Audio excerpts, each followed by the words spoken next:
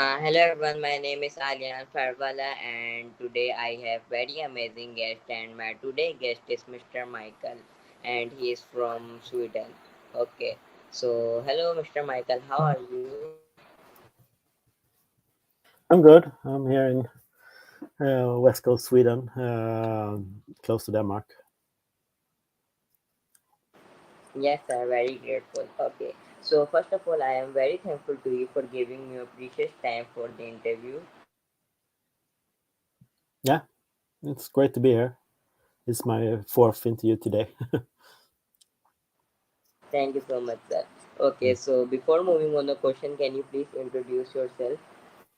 Yeah, I'm Michael Sillion. My friends started calling me Captain Future 8 years ago, and I've been embodying that identity since then. So I've been on a journey of developing my identity as Captain Future, and that means that I'm a crew member of Spaceship Earth, and I'm a navigator of a complex society. Amazing, sir. Very great. Okay, so my first question in your screen, can you tell us about your role as a navigator and what it entails?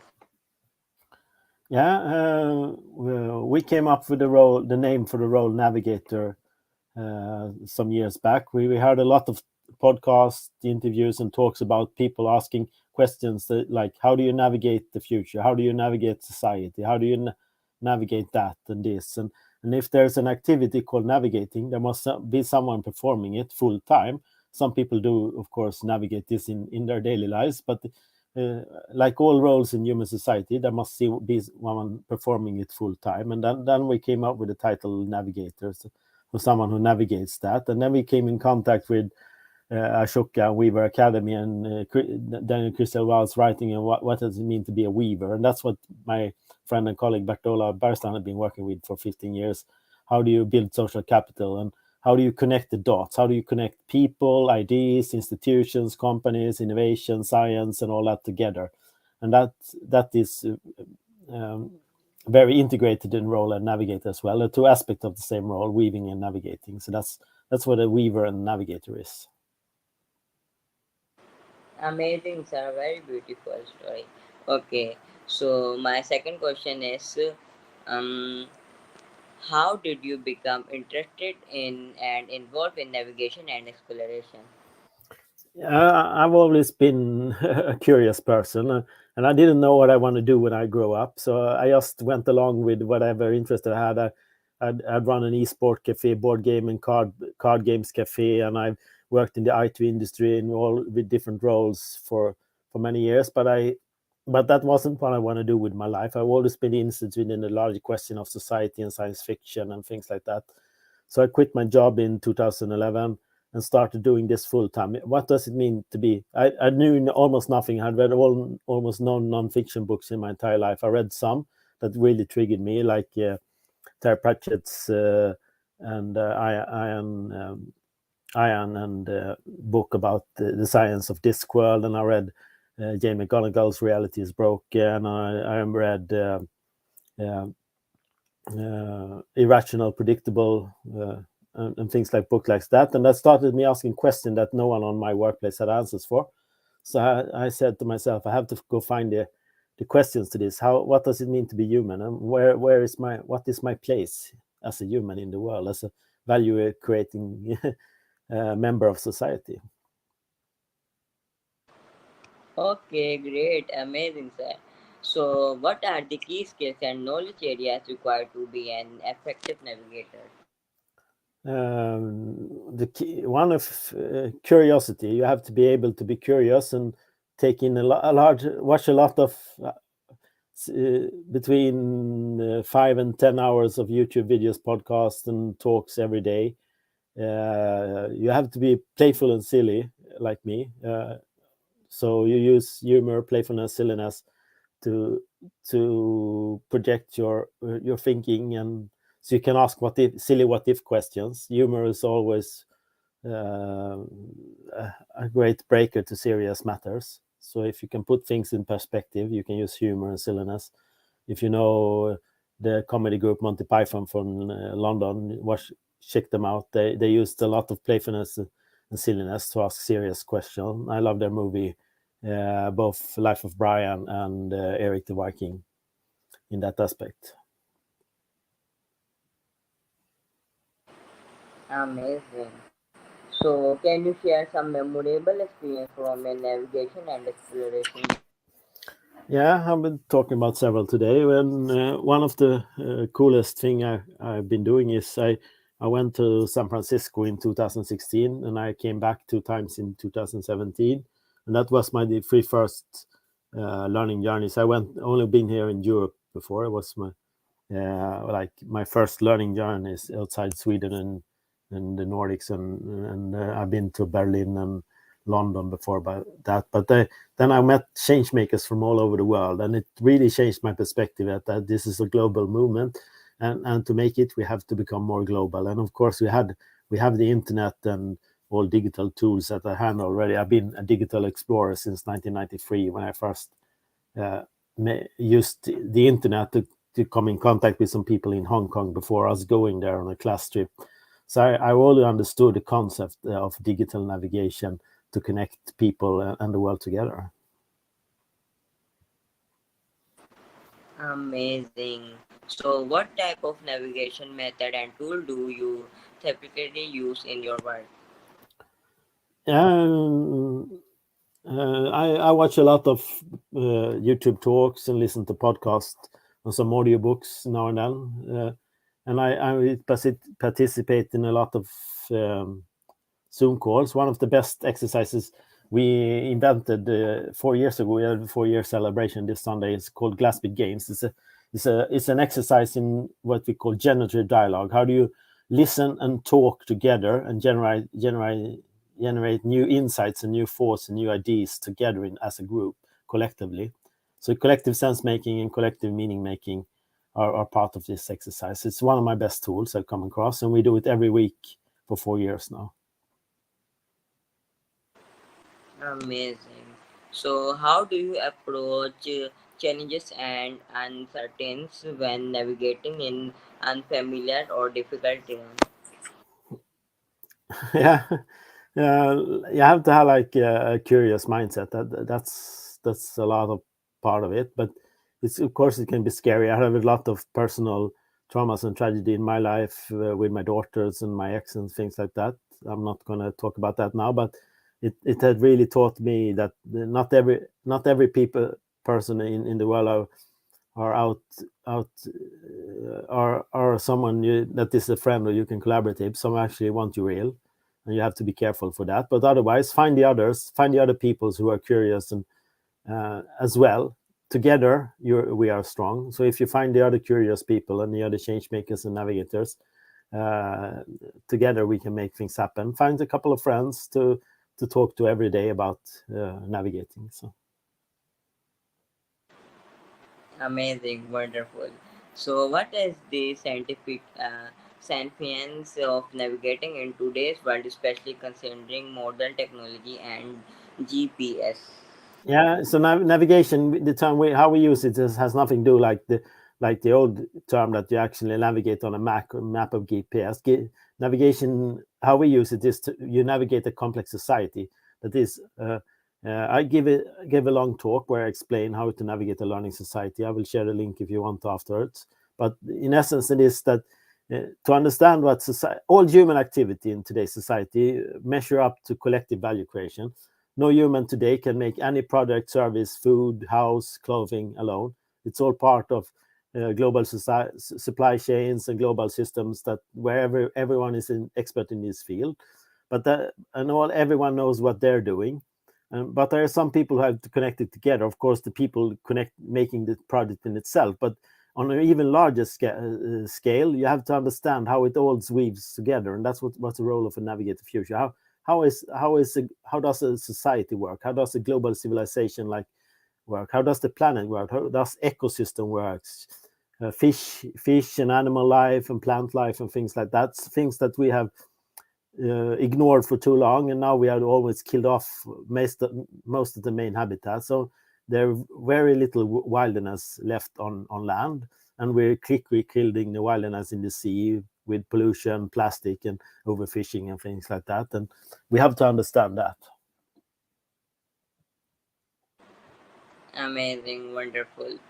Okay, so what are some of the most important lessons you have learned from your navigation experience? Um, that there's a lot of systems in place that doesn't want to change, that want to continue to exploit and explore and extract value from the earth and from other people. And these systems are very strong and powerful, and we can't fight them directly. We have to find other ways to hack them, but they're slowly or now more and more quickly crashing the systems that we depend on our daily lives.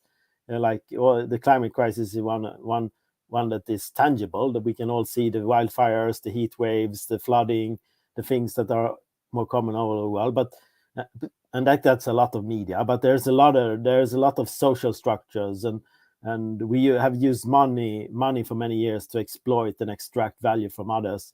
And we have to see every system for what it is and how it's connected to everything else going on.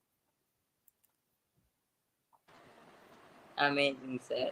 So, how do you prepare for expedition or journey where navigation plays a critical role? Yeah, like for me, a learning journey is just connect with friends and go do stuff together, explore a subject. It can be physically travel to places, but many people, of course, I've been on Zoom and video calls for over 10 years, but many people discovered that during 2020 for the first time, that the Zoom and video calls, you can actually make global conversations everywhere. So it's been a fantastic journey to use, just jump into a Zoom call with interesting people. I know people like Bobby Fishking hosts weekly rooms. We have our Glassbit Games rooms. There's other calls going on a weekly basis. You can find them on Discord or Zoom and things like that. So and that's a part of it. Like go find the others. You don't have to travel. Uh, Many of my best friends I've never met in person. So it's nowadays it's possible to find friends online to explore and navigate, but of course you should find it in you to travel to somewhere else in the world where there's different cultures, different narratives and different climate and things like that, to understand the complexity of our biosphere and our societies. Wonderful. So, are there specific regions or destinations that you find particularly fascinating or challenging to navigate? Yeah, I went to a month to Pakistan in 2019. Really fascinating, a completely unknown country and place for me, and it was amazing to be hosted. I went together with Bertola and some friends, and Rehan hosted us and took us around Pakistan for a month. That was amazing. Japan was amazing. San Francisco is amazing. There, go find the change makers. I haven't been to every continent and every country, of course, but I've been to a few, and with very limited resources, I managed to do that. So find a sponsor or someone who can make you go somewhere interesting and connect to the people there. Thanks are wonderful, amazing. So, what advice would you give to individual interested in becoming skilled navigator? Uh, yeah, like I said before, find the other navigators and learn from them. Like uh, perspective taking, perhaps the most amazing is perspective is three skills. One is that you have to understand that other people, every living person on earth has a different perspective of things. Many of them are similar if you live in the same culture, and many of them are different if you live in another culture, but everyone has an unique perspective, and that you have to understand. And then you have to be curious about other perspectives. How does your other people's perspective look like? And if you can do that, you come a long way.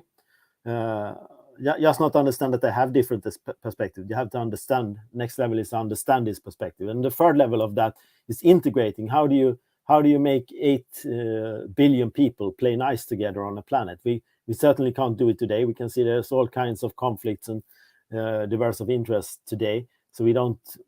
Our perspectives clash everywhere. but that is the third and most important skill. How do you integrate different perspective? How do you accept that someone sees the world differently than you and still play nice together? Right, sir. So, how do you approach the balance between traditional navigation method and modern technology in your work? Um, uh, like the traditional part, if like it's the social skills. We are pro-social humans. We interact with strangers, we interact with friends, we show empathy or we show hate and things like that. But modern digital technology have made us both super connected but also super polarized. When some people haven't had any training how to navigate the digital internet, so they just use it to spew hatred on strangers, the people they never met and never gonna meet, and that's horrible. But many people also do the opposite. They spread love and connection and insight and curiosity wherever they go, and that's the way you can meet a person like I meet you here now digitally. We have never met in person, but I still play nice with you here. But I won't go on any forum bashing you afterwards this, because that's not what I do.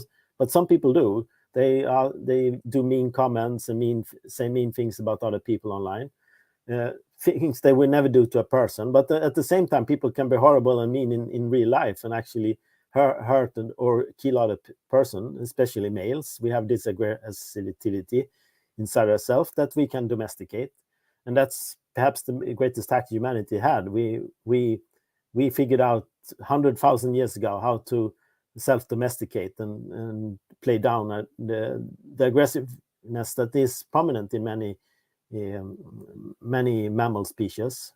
Most mammals hang with their tribe or their small group, and some mammals are solitary, like tigers and things like that.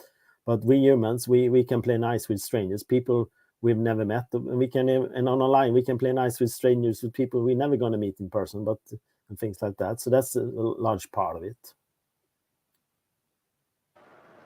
Amazing, thank you, sir. So, what do you see as the future navigation and exploration, and how do you envision your role in it?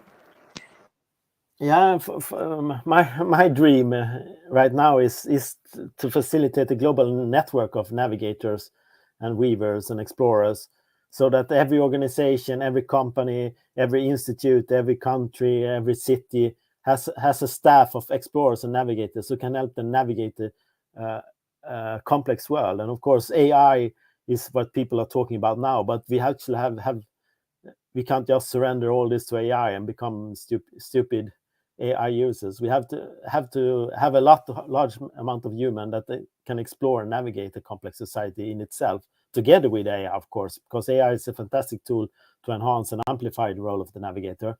But in that essence, um, learn learn how to do that, and that's what I want to do. I want to help people become a navigator or weaver, maybe a school or an academy or a training course or just giving talks and workshops. Everything works for me. I haven't figured it out how to make a living out of this yet, but I'm happy for any suggestion if anyone listening. So Amazing, wonderful, sir. So, can you describe any project, expedition, or initiative you are currently working on or planning for the future? yeah, I've been working on my framework how to explain a learning society for the last couple of years now. So I gave my first official prototype talk on that in December last year, and I've been developing it since then. I work on the Glasby Games every week, and for me myself, part of my identity is being the energizer, the move maker, the person who show up and a jolly full on a digital event or a physical event. I dance a lot. I make jokes. I am full of energy and bring good vibes. I'm a good vibe bringer, like Batola says, and that's part of what I focus on as well. Bringing good vibes wherever I go. Amazing, sir. Great. So, how do you engage and inspire others to appreciate the art of navigation and exploration? By by my being myself. I wear silly hats. I have several. I mean, silly hats like this one. I have my hair up like this sometimes. I wear fun clothes, from both colorful clothes and what I called tech noir or cyberpunk clothes that I love so much. I go out clubbing all dressed in black when I club here in Sweden. When I use UV lights and things like that. So I use a lot of cool accessories to amplify my own identity and personality in this way. Very great, sir. So, in your opinion, what make a great navigator and what separates the best from the rest? Yeah, like openness. Bartola talks about open, random, supportive, as opposed to closed, control, and selective. So you're open, you're for new things. You're random, like you don't get stuck in things. You can just jump on things that you have no idea if it's interesting or not. You just jump on it, and you support others. You give and you support yourself. You cheer people on.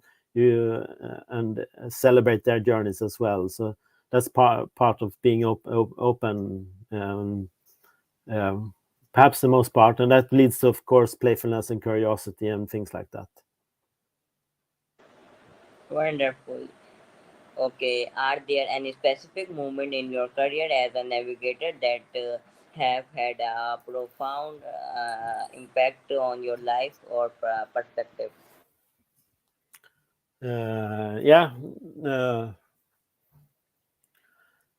Uh, yeah, some of the events I went to, Catapult Future Fest in Oslo. I went to the Solar Eclipse Festival in Oregon in 2017 in the High Plateau Prairie in the western U.S. in Oregon.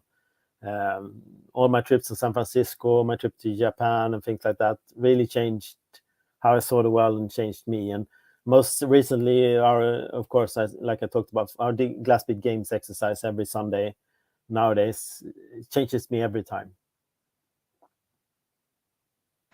Wonderful. Okay, sir. So my last question in your screen: what message or philosophy do you want to convey to those interested in navigation, exploration, and the border world of discovery? Yeah. Mm. uh, Find the others. It's as simple as that, but also as complex as that, because it's no easy feat or task. Yeah. It's from a book called Team Human by Douglas Rushkoff. But find other people doing this. We are many, and most of them have a network, but some are also alone in this. Connect with others. Be curious together. Uh, it's mind blowing when you find other people that you can talk about, or what you're interested in, or what drives your passions and things like that. So find other people passionate, and don't stagnate, or always keep moving. Amazing, sir. Very nice. So I am again very thankful to you for your valuable time and sharing your knowledge, sharing your Mm. experience with us. I hope everybody learned something new with your experience, with your talk, with your speech. Thank you, sir, Yeah. for your sharing your knowledge and your experience. Thank you so much, sir. Thank you. So fun doing this with you. Thank you so much. Mm.